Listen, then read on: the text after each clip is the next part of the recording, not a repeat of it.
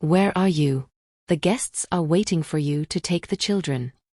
Her voice sliced through the phone, sharp, impatient, as if I were one of her hired workers instead of her mother. I could hear laughter in the background, the hum of music, the clinking of glasses, the swell of a wedding just beginning. The happiest day of her life, she had called it. But at that moment, her words felt less like an invitation and more like a command, a dismissal, a reminder of my place. I sat in my kitchen, miles away from the hall she had rented downtown. My kitchen was quiet except for the slow ticking of the clock on the wall, a clock my late husband had once fixed after it stopped running years ago. The sound filled the silence like a metronome to my loneliness. My hand shook as I held the phone, the chipped rim of my coffee mug pressing into my palm. The coffee had gone cold long ago, but I had kept holding the cup like an anchor, something to keep me from drowning in the waves of disappointment that had been building inside me for weeks. I am 58 years old. My name is Margaret, though most people just call me Maggie. I have lived in this small house for over 3 decades, raised 2 children here, buried a husband here, and worked myself to the bone to keep it standing. I used to be a nurse. Long nights at the hospital, 12-hour shifts, sometimes longer. I was the kind of nurse who didn't leave when the clock struck the end of my shift if a patient needed me. I was the kind of mother who stayed awake after work to sew a Halloween costume, even if it meant running on 2 hours of sleep. That's who I was. That's who I am. And yet, in this moment, to my daughter Clara, I was nothing more than free childcare. A pair of old hands to keep other people's children quiet while she danced in her white dress. 2 weeks earlier, I had overheard her talking on the phone to her maid of honor. I was helping her iron the last of the napkins, wanting everything to be perfect for her big day. That's when I heard it. Clara's voice, casual, almost dismissive, as she said, "Oh, don't worry about kids running around. Mom will handle them. She always does." I had frozen with the iron in my hand. The heat pressed into the fabric, a thin line of steam hissing up like a secret escaping. She hadn't asked me. She hadn't told me. She had assigned me. Like I was the hired nanny. Like I hadn't waited for this moment for years, to see my daughter walk down the aisle, to see her begin the life I had prayed and sacrificed for. That night I went home and cried until my pillow was soaked. I had never missed a milestone. Every play, every graduation, every scraped knee, I had been there. But the one day that was supposed to honor me as well, the day I should have stood proud as the mother of the bride, she had written me out of the picture. And now, here I was, listening to her voice snapping at me through the phone. "Mom, are you even listening? They're waiting for you. The kids are getting restless. Please, don't make this harder than it needs to be." I could picture her perfectly. Her hair pinned, her veil falling over her shoulders, her makeup flawless. She had always been beautiful, a kind of beauty that pulled people in. But what they didn't see, what I was beginning to see more clearly every year, was the way she used that beauty to get what she wanted, to bend people quietly into place. I had thought it was charm. Maybe it had been once. But tonight, it was control. I pressed the mug harder into my palm, so hard I thought it might crack. "Clara," I said finally, my voice trembling, "is that all I am to you? A babysitter? After everything?" She cut me off. "Oh, Mom, please don't start. Not tonight. Don't make this about you. Just do this one thing for me. You know how much this day means." Not about me. I had given her my life. I had taken double shifts to afford her braces. I had skipped vacations to save for her college. I had gone without new clothes, without nights out, without rest, so she could have everything I never did. And now, standing on the edge of the one day I thought might be mine too, she told me it wasn't about me. My breath caught in my throat. I looked around my kitchen, the faded curtains, the dented fridge, the photos pinned with magnets on the door. There she was in every picture. Clara in a graduation gown, Clara holding her newborn brother, Clara at 16 smiling with a cake I had stayed up all night to bake. My entire life was hung up on that refrigerator, proof of everything I had poured out of myself. And yet, in her eyes, I was only useful if I stayed out of sight. Something inside me cracked, but it wasn't the fragile break of someone defeated. It was the sharp, decisive break of a chain being cut. I lifted the phone closer to my ear. My voice came out calm, almost too calm as I said, "Don't wait for me." There was a pause. I could hear her inhale, a sharp intake of air, like she had been slapped. "Mom, what are you talking about? You can't just not show up. Everyone is counting on you." I almost laughed then, but it wasn't laughter. It was something bitter, something hard-earned. "Don't wait for me at the buffet either," I said, and before she could respond, I pressed the red button and ended the call. The silence that followed was deafening. For a long moment, I just sat there, staring at the phone in my hand. My heart was pounding, my palms sweaty, but I felt something I hadn't felt in years. Power. Control. For once, I hadn't bent. I hadn't folded. I hadn't sacrificed.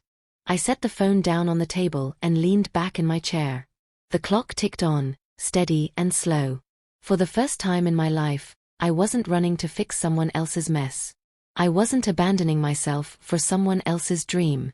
But then the questions began to creep in, curling around me like smoke.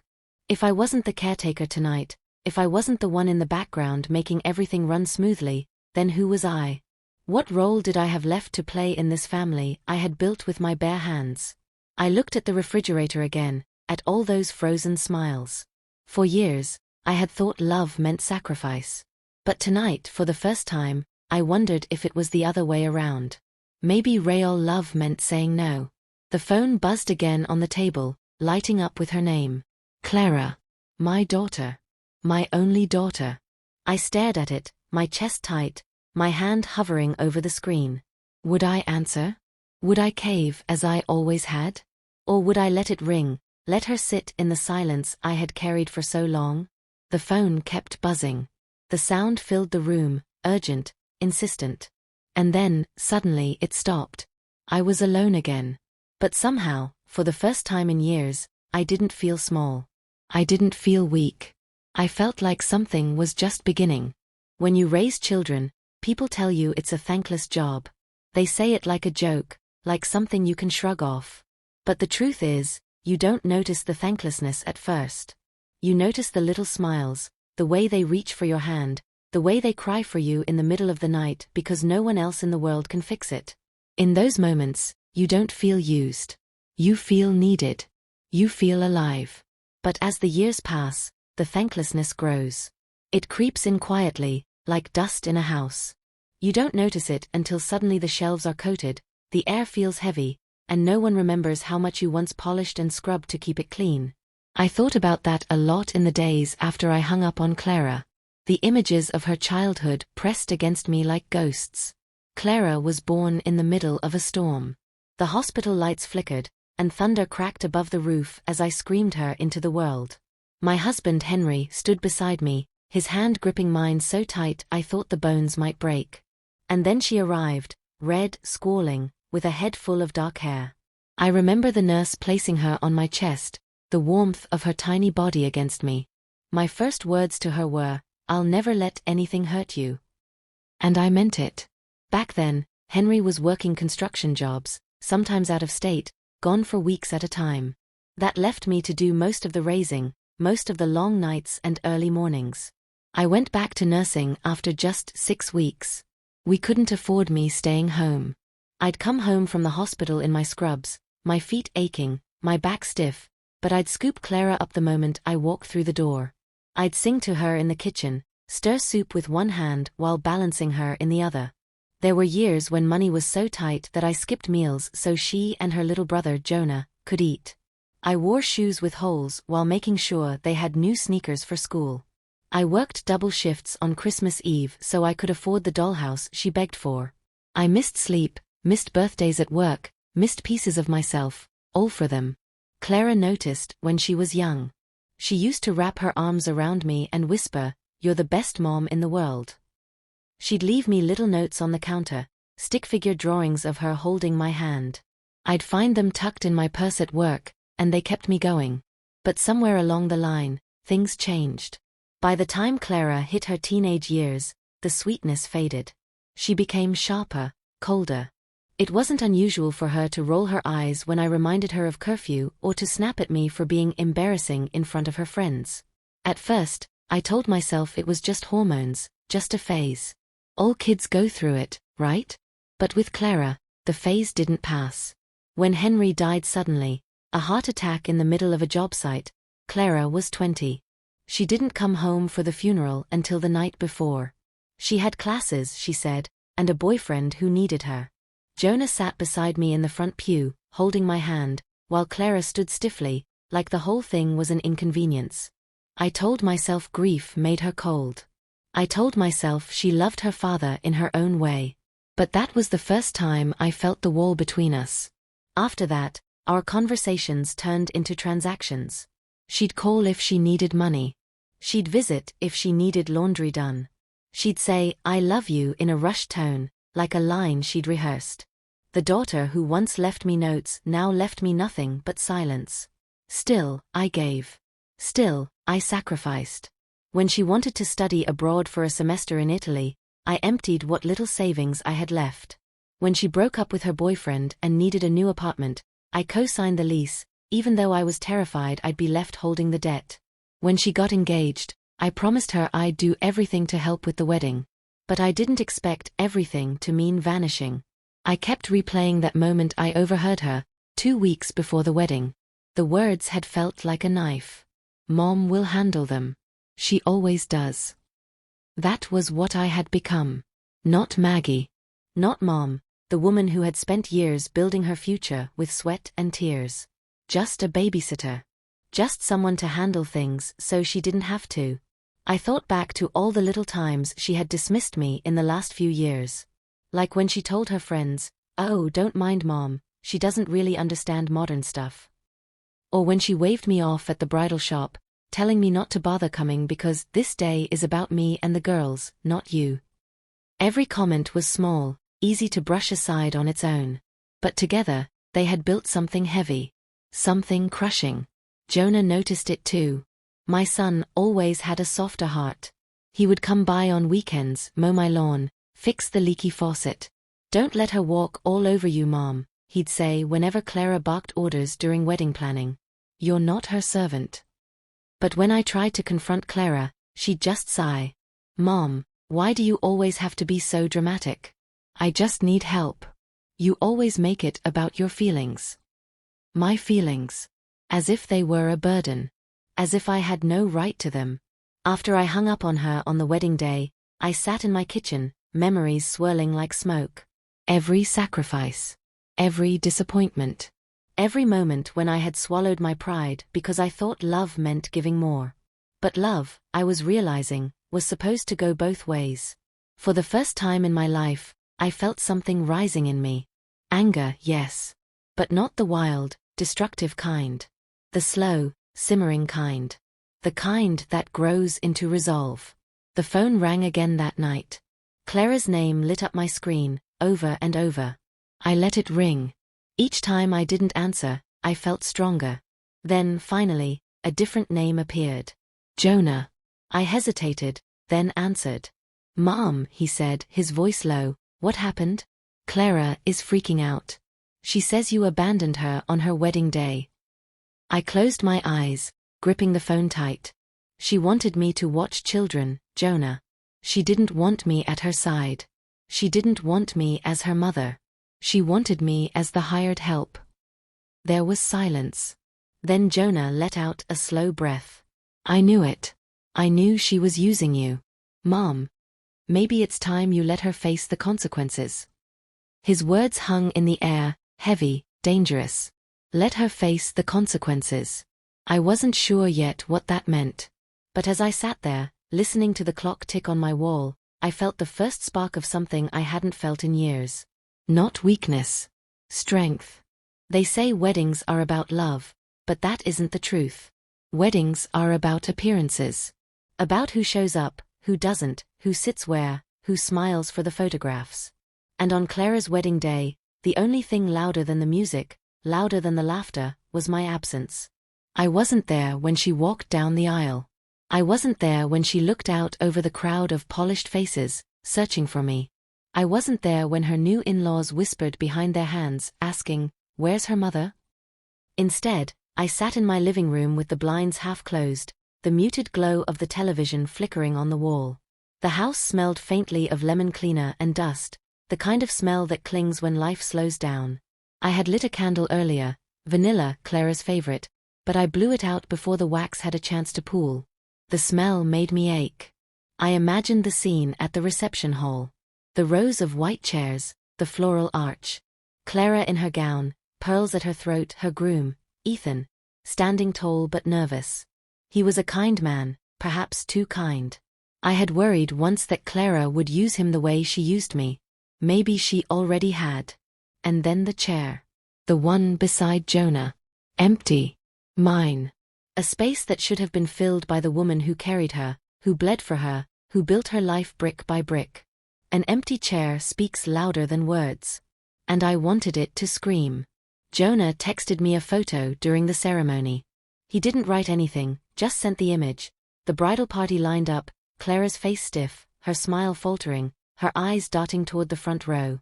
And the empty seat, glaring in the frame like a wound. I stared at the photo for a long time.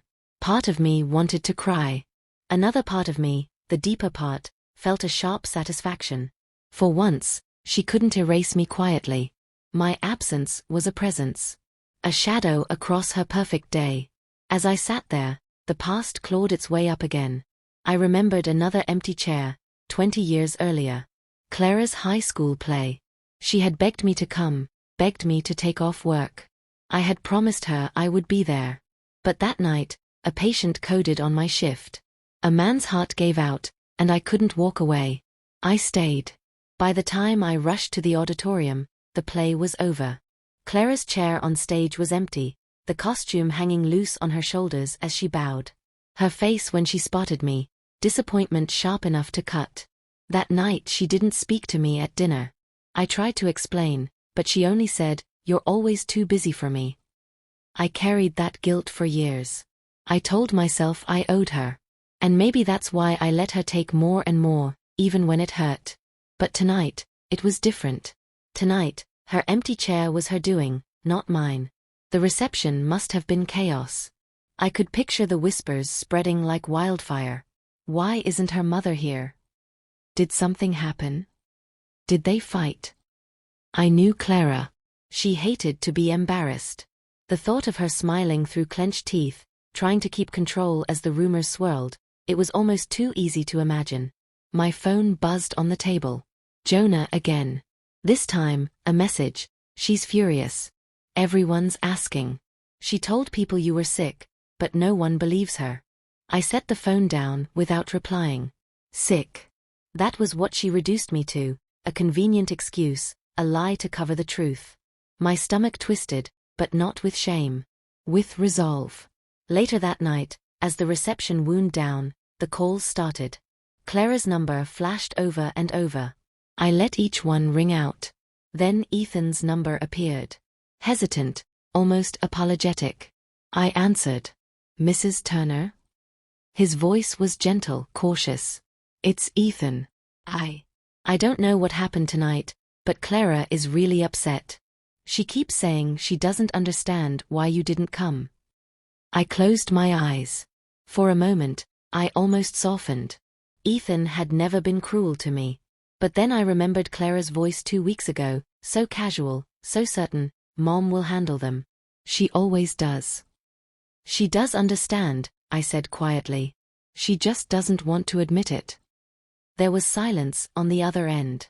Then a sigh. I'll let her know you're safe." His voice was heavy, and I imagined him pinching the bridge of his nose, already learning what it meant to live in Clara's world. After the call, I went upstairs and opened my closet. There, wrapped in plastic, was the navy blue dress I had bought for the wedding. Simple but elegant. It had taken me weeks to save for it, putting aside scraps from my pension. I unzipped the plastic and let my fingers trace the fabric.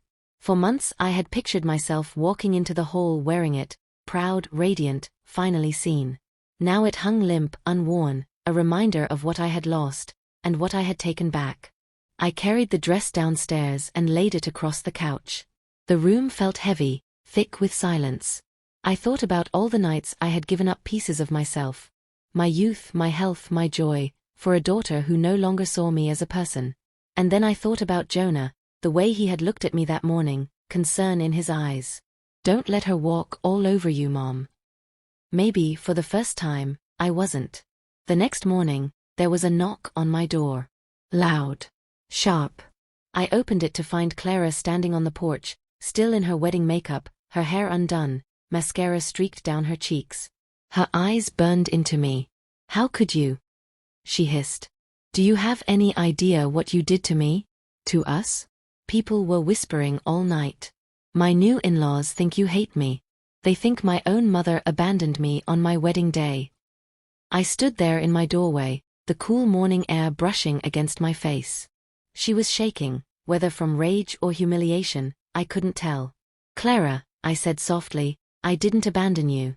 You abandoned me a long time ago. Her mouth fell open. For once, she had no words. The silence between us stretched, heavy, dangerous. Then she stepped closer, her voice dropping to a whisper. If you think I'll forgive you for this, you're wrong. You've ruined everything. I met her eyes, steady, unflinching. No, Clara. I've finally stopped ruining myself. Her face twisted, and for a moment, I thought she might slap me.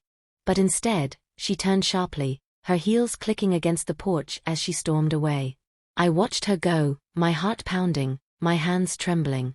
It had begun. If there is one thing Clara has always cared about, it is what people think of her. Reputation, appearances, the way her life looks when framed in photographs. It has never mattered whether the truth matches the image, only that the image shines. So, it didn't surprise me when the stories began. At first, it was whispers I caught in the grocery store. Two women in the produce aisle, voices low but sharp. Did you hear? Maggie didn't come to Clara's wedding because she was unstable. The other nodded knowingly, like it explained everything. Poor Clara. Imagine dealing with a mother like that. I froze with a bag of apples in my hand, the words sinking deep. Unstable. That's how she explained me away. Not a woman reclaiming her dignity, not a mother finally drawing a line, but unstable. By the end of the week, the story had spread. At the post office, at church, at the pharmacy, people avoided my eyes. Their smiles felt tight, forced. Some didn't bother pretending. My neighbor, Doris, leaned over the fence and said, I heard you're not well, Maggie. I hope you get the help you need. Help. As if I were sick. As if standing up for myself meant madness. I knew whose hand was behind it. Clara couldn't let the truth out. Not that she had shoved her mother into a corner, not that she had expected me to disappear into a room with other people's children on her wedding day. That wouldn't fit the image.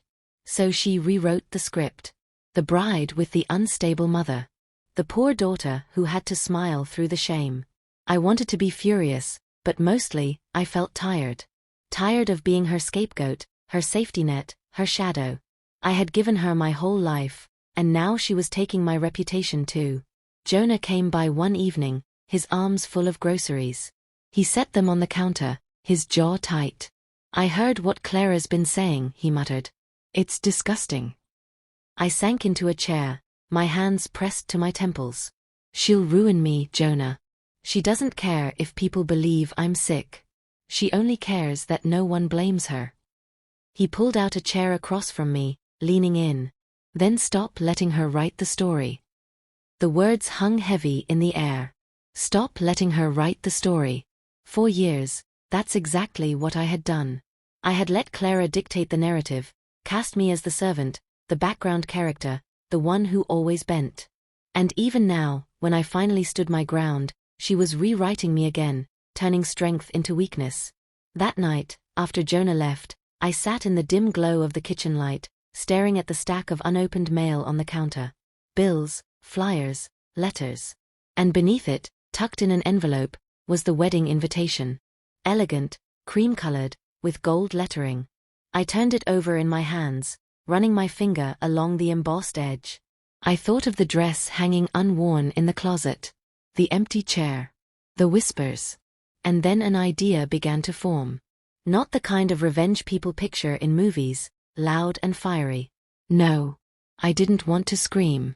I didn't want to fight her on her battlefield. My power would come quietly, slowly, like water wearing down stone. I pulled out a notebook and began to write.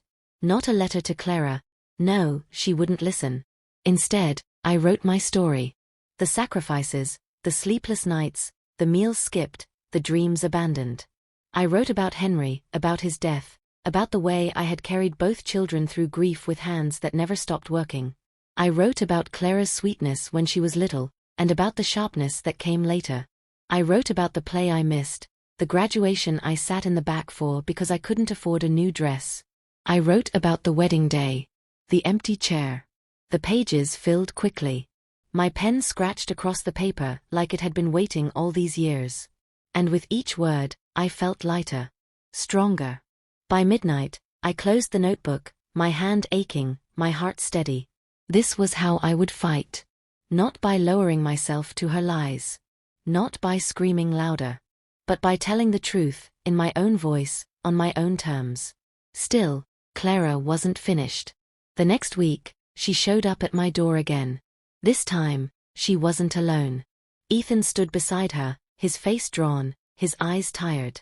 Clara crossed her arms, her voice dripping with false concern. "Mom, we need to talk. People are worried about you. They think you need support. Maybe professional help." Professional help. The words hit me like stones. I stared at her, at the daughter I had given everything to, standing there accusing me of madness just to protect her image. Ethan shifted uncomfortably. "Maggie, I don't think." But Clara cut him off with a sharp look. She wanted control. She always did. And for the first time, I didn't give it to her. "No," I said firmly, my voice steady. "I don't need help. What I need is respect. And if you can't give me that, then you can leave." Her mouth opened in shock. Ethan's eyes widened. For once, the script had flipped. I wasn't playing the part she had written for me. Clara's cheeks flushed red. "You're unbelievable. Do you realize how you're making us look? My in-laws think I come from a broken home now. Do you even care?" I straightened, meeting her eyes without flinching. "I do care. I care enough to stop pretending. If your in-laws judge you because your mother won't be treated like a servant, that's their problem. Not mine." The silence that followed was thick, charged. Ethan looked between us, torn, his mouth opening and closing. Clara, for once, had no clever retort. She spun on her heel, her heels clicking down the path, her voice trailing back. "You'll regret this, Mom. You always regret pushing me away." I stood in the doorway long after they had gone, the cool evening air brushing against my face. Regret. That's what she thought I felt. But as I turned back into the house, my eyes falling on the notebook on the counter, I realized something. For the first time in years, I didn't regret anything. I was just beginning. The first time I told my story out loud, it wasn't to the world. It wasn't to a crowd or a camera or even to Clara. It was to Jonah. He came by one Saturday morning with a carton of eggs and a loaf of bread. He said he'd cook breakfast for me, like he used to when he was a teenager learning to scramble without burning the pan. As we ate, sunlight streamed through the kitchen window, cutting across the table like a spotlight. And for the first time in a long time, I let the words spill. I told him about the wedding plan I'd overheard, about Clara's casual tone as she consigned me to the nursery. I told him about the years of sacrifices that went unnoticed, about the guilt I had carried since the night of her play, about the emptiness I felt when I realized she had erased me from the happiest day of her life. Jonah listened, really listened, his fork untouched, his coffee cooling beside him. When I finished, he leaned back, his jaw tight. "Mom," he said, "you can't let her keep doing this to you. You deserve to be seen. To be respected." The words sank deep, heavier than they seemed. For so long, I had told myself my role was behind the scenes. But what if he was right? What if it was time to step forward, even if it meant stepping into the fire? That afternoon, Jonah asked if he could take the notebook I'd been writing in. "Just to read it," he said. "I think people need to hear this. Not just me." I hesitated. The pages felt private, like pieces of my heart stitched together. But I trusted him. More than that, I needed someone else to carry a piece of the weight. So I handed it over. Within days, the ripple began. Jonah shared parts of my story with his wife, Emily, who shared it with her book club. One of the women in the club was married to the town's pastor, and suddenly the whispers in church weren't about my supposed instability, they were about my strength. About what it meant to give until there was nothing left, and then finally say no. It spread slowly at first, like dawn creeping over the horizon. A nod from the woman at the bakery. A soft, "Good for you, Maggie," from a man at the gas station. Not everyone believed it, of course. Some clung to Clara's version, because it was easier, cleaner. The selfish daughter didn't make sense in their perfect picture. But others, especially the women, saw the truth in my eyes. Clara, of course, noticed the shift. And she hated it. One evening, she called Jonah in tears. He told me later, his voice heavy with frustration. "She says you're turning people against her. That you're making her look bad on purpose." I laughed, bitter and sharp. "I don't have to make her look bad. She's doing that herself." But Clara wasn't one to surrender. The following Sunday, she stood up in church during fellowship hour and made a speech. Her voice cracked as she spoke about the pain of growing up with a mother who was overworked, distant, sometimes unstable. She painted herself as the brave daughter who had survived a difficult home, who had found love and family in spite of her mother's flaws. I sat in the back pew, my hands folded in my lap, listening as people turned their heads toward me with pity or suspicion. Clara's eyes flicked toward me once, just once, daring me to stand up and fight her there. But I didn't. Not then. Because I had learned something important. Clara thrived on drama. On loud arguments, on battles fought in public where appearances mattered most. If I met her there, she would win. My power wasn't in shouting. It was in standing still. After church, I walked out calmly, my head high, ignoring the whispers. And when I got home, I opened my notebook again. This time, I didn't just write, I typed. I borrowed Jonah's old laptop and began transferring my story, word by word, into a document. My hands trembled, but my resolve was steady. I wasn't sure what I would do with it yet. Maybe a letter. Maybe something bigger. But I knew one thing, my voice wouldn't be buried. The weeks that followed turned into a tug-of-war for truth. Clara hosted dinner parties for her new in-laws, smiling brightly, dropping careful comments about how difficult I had been, how she prayed for me. Meanwhile, Jonah quietly passed my words to friends, neighbors, anyone willing to listen. And slowly, a pattern emerged. The younger women, the ones juggling jobs and kids and aging parents, nodded when they heard my story. They recognized themselves in it. The older ones, too, the widows and grandmothers, looked at me with something like solidarity. They had lived it too. They knew what it meant to be invisible. One evening, Emily invited me to her book club. I almost said no. But when I walked in, every eye turned toward me, not with judgment but with warmth. "We've read your words," one woman said softly. "They're powerful." I sat in that circle, surrounded by women of every age, and for the first time in years I felt seen. Truly seen. But Clara wasn't finished. A few days later, I received a letter in the mail. No return address, but I recognized her handwriting instantly. "Mom, if you don't stop spreading lies about me, I will cut you off completely. No visits, no phone calls, no future grandchildren. I won't let you poison my marriage. This is your final warning." My hands shook as I read it. The cruelty of it. The audacity. After everything I had given, she dared to threaten me with exile, as if my love were something she could revoke like a privilege. I folded the letter carefully, placed it in the notebook, and closed the cover.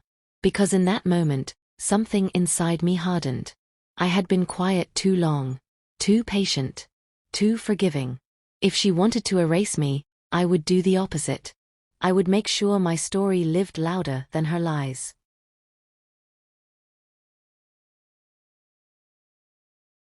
When I woke up the morning after Clara's letter, I half expected to feel crushed. To crumble the way I used to when her words cut deep. But I didn't.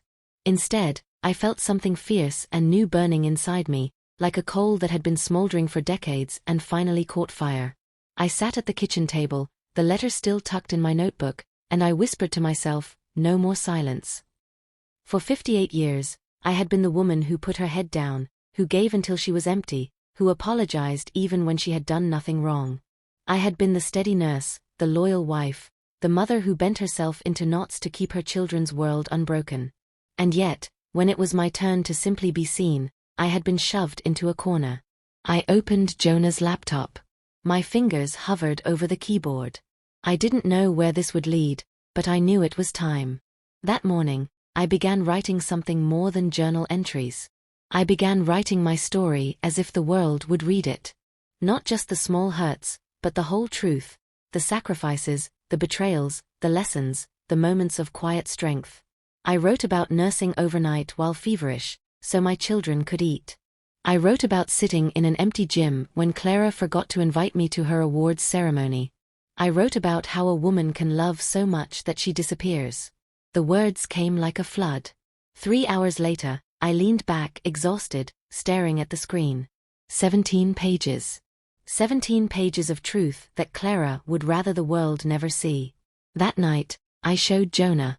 He read quietly, his lips pressed tight, his eyes wet. When he finished, he looked at me as if I had grown taller, stronger. "Mom," he said softly, "this isn't just your story. It's every mother's story.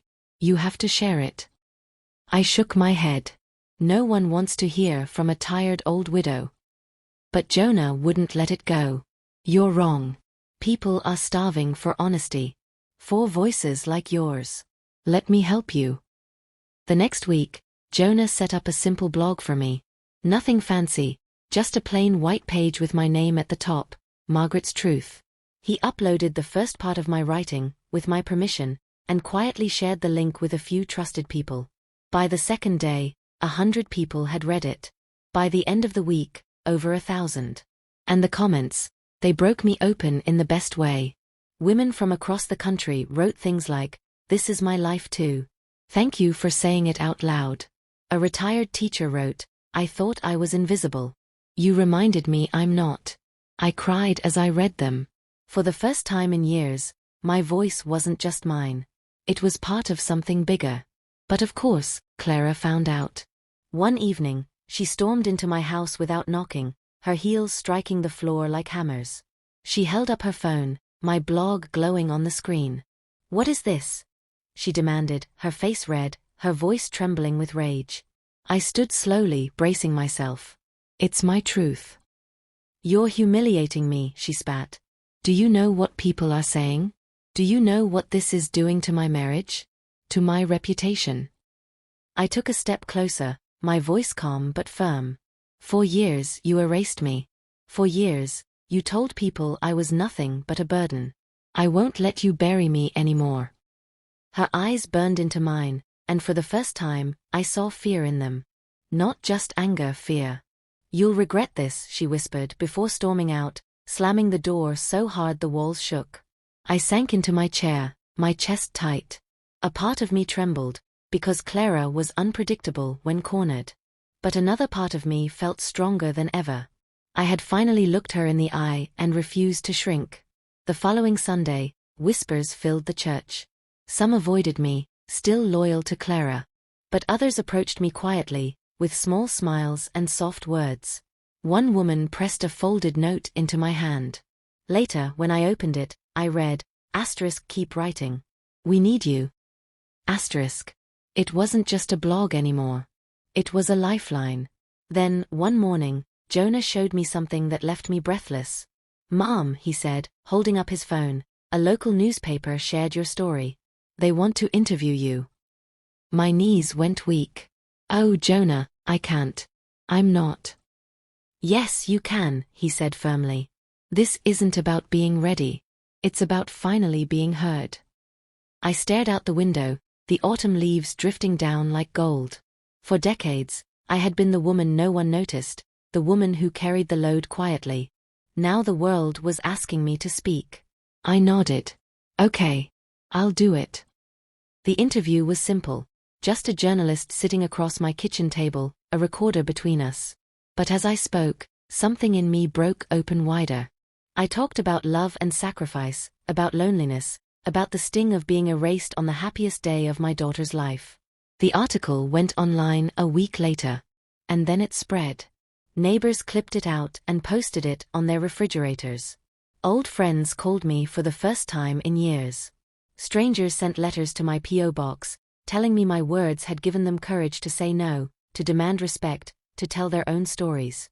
And with every message, I felt stronger. But Clara, she was unraveling. Jonah told me she had confronted him, screaming that he was betraying her by supporting me. She accused him of choosing me over her, of ruining her marriage. She had even started telling people I was senile, unstable, incapable of knowing what I was saying. That cut deep.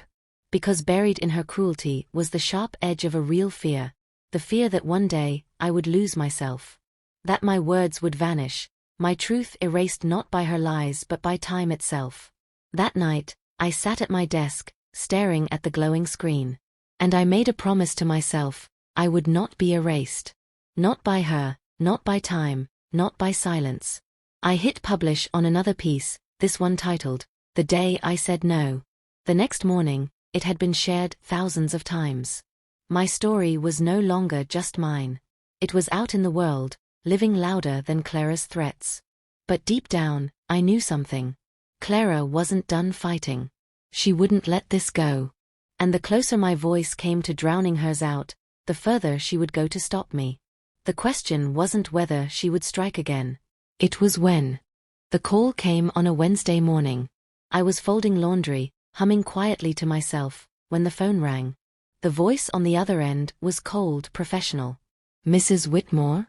This is Diane from Maplewood Assisted Living. We received an inquiry today about you moving in with us. Your daughter Clara left her contact information as the responsible party." For a moment, I couldn't breathe. "Excuse me?" "She said you were no longer able to care for yourself," the woman continued, her tone polite but stiff. "We just wanted to confirm." I hung up before she could finish. The room spun. My hands clutched the basket so tightly the wicker bit into my palms. Clara hadn't just threatened me with exile. She was trying to erase me completely, lock me away in a place where my voice wouldn't matter, where I'd be hidden like a shameful secret. Rage flooded my chest, hot and shaking. She wanted me gone. Out of sight. Out of mind. I sat down hard on the edge of my bed, staring at the wall. Memories came rushing. My mother in a nursing home, her eyes dull, her voice fading as she begged me not to leave her there. I had promised myself I would never let that happen to me. And now, my own daughter was trying to make it happen. I wanted to scream. I wanted to drive to Clara's house and pound on her door until she looked me in the eye. But I didn't. Instead, I picked up my notebook and wrote. I wrote about the phone call, about the horror of realizing my own child wanted me tucked away like yesterday's trash. I wrote about fear, the kind that creeps in at night, whispering that maybe she's right, maybe you are a burden, maybe you don't belong in the world anymore. But I also wrote about fire.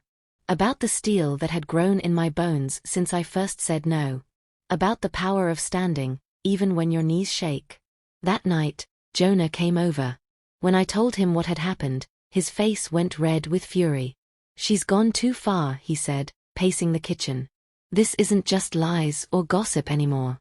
This is cruelty. Evil." I reached for his hand. "She's scared, Jonah. She's losing control of the story." He looked at me, his eyes shining with pain. "You still defend her? Even now?" I shook my head. "I don't defend her. I understand her. But that doesn't mean I'll let her win." The next day, I published another entry. This one I titled, "When Your Child Tries to Bury You Alive." It was raw, unflinching. I wrote about betrayal, about the kind of heartbreak that cuts deeper than any knife. I didn't name Clara, but anyone who knew us could read between the lines. The response was explosive. Thousands shared it. Messages poured in, stories from mothers, fathers, grandparents who had been discarded, silenced, hidden. They called me brave. They called me their voice. But with every new share, every new reader, Clara's fury grew. She stopped calling me directly. Instead, She sent venom through mutual friends, through relatives. One cousin left me a voicemail saying, "Maggie, Clara's telling everyone you've lost your mind. That Jonah's manipulating you. That none of this is real." The words stung, but I pressed on. Because by now, I had learned a truth stronger than any of Clara's lies: silence protects no one. Still, the battle was wearing me down. At night, I lay awake staring at the ceiling, wondering if I was strong enough to keep going. Some mornings, I could still hear my mother's voice from the nursing home, whispering my name, begging me not to abandon her. Would that be me one day? Would I end up alone, stripped of dignity, forgotten? One evening, as I sat staring at my computer screen, Jonah knocked on the door. He carried a box. "What's this?" I asked. He set it down gently on the table. "Something I found while cleaning the attic." I opened it. Inside were old photo albums, school programs, handmade Mother's Day cards. Clara's handwriting in crooked little letters. "I love you, Mommy." Drawings of us holding hands. Pictures of me in my nurse's uniform, smiling despite the exhaustion in my eyes. Tears blurred my vision. Once upon a time, Clara had loved me. Once upon a time, I had been her whole world. What happened to us? I whispered. Jonah's hand rested on my shoulder. "She forgot who you are. But the world is remembering. Because you're reminding them." That night, I stayed up late, flipping through those albums, remembering the years when love was simple. And I made a decision. If Clara wanted to erase me, I would go louder. I contacted the journalist who had first interviewed me. I told her everything, about the letter, the threats, the nursing home call. She listened quietly, and then she said, "Maggie, this is bigger than an article. This is a book." The word sent shivers down my spine. A book. My story bound and lasting, something Clara could never bury. I agreed. For weeks, I poured myself into writing. Every memory, every sacrifice, every betrayal, every glimmer of hope. The words flowed faster than my fingers could keep up. But even as I wrote, Clara escalated. She left notes in my mailbox, unsigned but unmistakable: "Stop or you'll regret it." She told people Jonah was turning me against her, that I was imagining everything. At church, she sat in the front row with her husband, her head held high, while I felt eyes on me like daggers. It was exhausting, lonely, terrifying. And then, one night, the fear came true. I was driving home from the grocery store, the road dark and empty, when headlights flared in my rearview mirror. A car followed me closely, too closely, until I pulled into my driveway. I sat there frozen, as the car idled at the curb. My heart hammered. And then, slowly, it pulled away. I knew who it was. I didn't sleep that night. I sat at my desk, the glow of the laptop my only light, and I wrote until dawn. Because if Clara wanted me to disappear, then every word I wrote was a refusal. Every sentence was proof that I was still here. Still fighting. Still alive. But as the sun rose, painting the sky pink and gold, I realized something chilling. Clara wasn't going to stop. Not until she broke me completely. And I wasn't sure how much more I could take. The night I finished my manuscript, I sat at the kitchen table staring at the stack of printed pages. 312, to be exact. My life. My sacrifices. My heartbreak. My truth. I ran my hands over the top sheet, trembling. It felt surreal, like holding a second chance in paper form. For the first time in 58 years, I had something that belonged entirely to me. But the question loomed: what would I do with it? Jonah urged me to send it to publishers. Emily suggested self-publishing online. The journalist who had first interviewed me said she knew an editor who would leap at the chance. But I hesitated. Publishing it meant war. Clara would see it as the ultimate betrayal, a scarlet letter she couldn't tear off. That night, as the wind rattled the windows, I sat in bed with the manuscript beside me. I whispered aloud, "What if this destroys her?" Then I thought of her letter. "I'll cut you off completely." I thought of the phone call from Maplewood Assisted Living. I thought of the car that followed me home, headlights glaring in the dark. And I realized, she had already destroyed us. The next morning, I made the call. I told the journalist's editor that I was ready. Weeks passed in a blur of edits, contracts, and late-night writing sessions. The more I shaped my story, the stronger I felt. Each word was another brick in a wall Clara couldn't knock down. Then, one crisp autumn morning, my book was published online. The title was simple but firm, Invisible No More, A Mother's Story. I didn't expect much. Maybe a few sympathetic readers, a handful of sales. But within days, it exploded. Women across the country shared it on social media. A morning talk show held up a copy, calling it the must-read memoir of the year. Emails poured in from strangers who saw themselves in my words. For the first time in my life, I wasn't just a background figure. I was a voice. But with every rising cheer, Clara's silence grew louder. She didn't call. She didn't show up at my door. But I heard things. A neighbor said she'd been ranting about me at the salon. Another whispered that she'd screamed at her husband in the parking lot of the grocery store. Jonah told me she'd threatened to sue me, though no lawyer ever called. Part of me still ached for her. Still remembered the little girl who once scribbled "I love you, Mommy" on pink construction paper. But the ache was no longer a chain. Then came the phone call I never expected. It was a Tuesday evening. The sun had dipped low, casting the world in amber. My phone buzzed. Clara's name lit the screen. I froze. Against my better judgment, I answered. Her voice was quiet, flat. "Are you happy now?" I closed my eyes, the weight of her bitterness sinking deep. "Clara, I didn't write this to hurt you. I wrote it to save myself." "You humiliated me," she hissed. "People look at me differently now. They pity me. They think I'm the villain." I swallowed hard. "Clara, you wrote that story yourself. With every lie, every threat, every attempt to silence me. I didn't make you the villain. You did."